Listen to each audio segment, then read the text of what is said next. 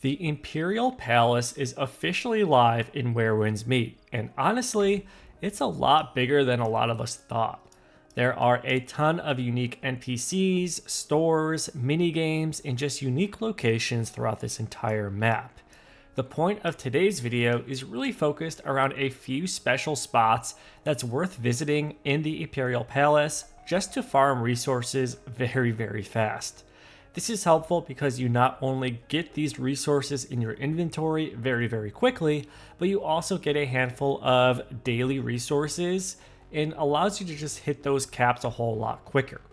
With that being said, let's go ahead and jump into things. First things first, you can see that I am surrounded by a ton of flowers. And I mean, like, this spot specifically has just an insane amount of resources, and it's totally worth visiting every single day.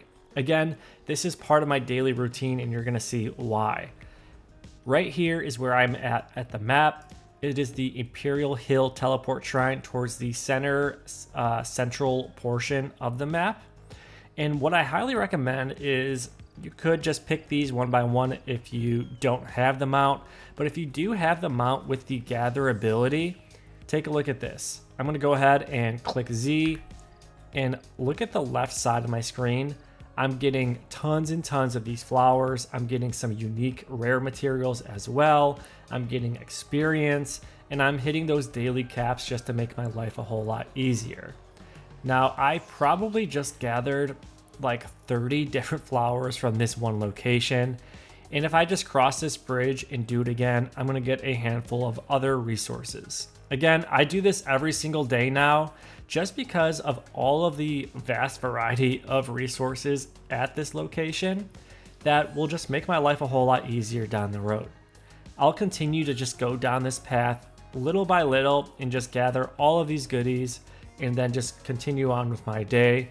But again, this is the first spot I wanted to call out because of how amazing the resources are in such a mass quantity at this specific location. So again, make sure you add this to your daily routine if you want to stock up on some resources very quickly, as well as hit your daily and weekly caps when it comes to just gathering activities in general.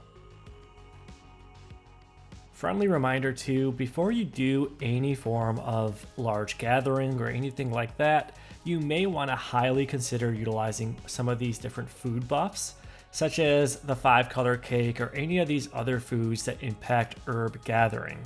If you increase your critical rate for herb gathering, there's a pretty good chance that you're going to get your hands on some additional rare resources, so you might as well use them, especially since at this point of the game, you probably already have a wide variety of foods just waiting in your inventory for this very purpose anyways.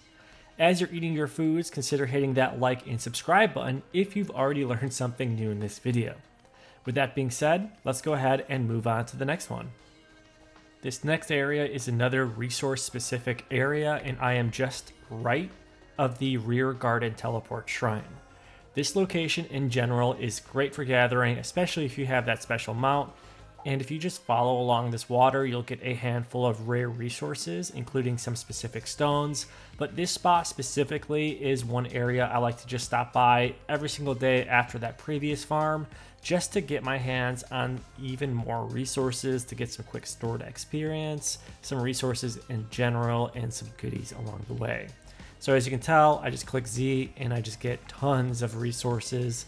And then I turn this corner and I do it again.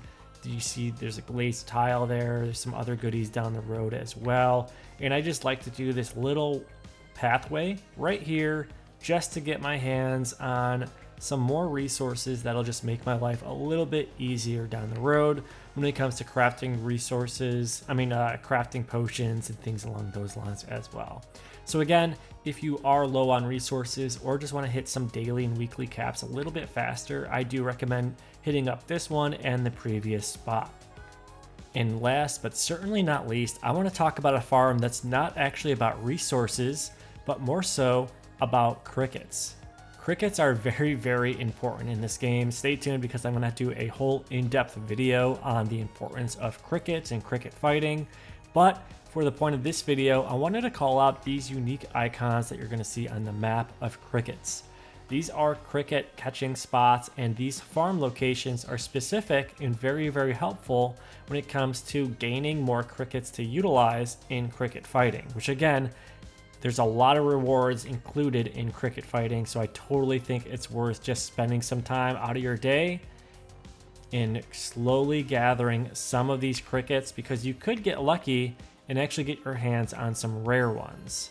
What I highly recommend too is that you'll find like certain locations, like pots like this. If you break them, there's a greater chance, I'll say, of actually gathering a rarer cricket inside of them.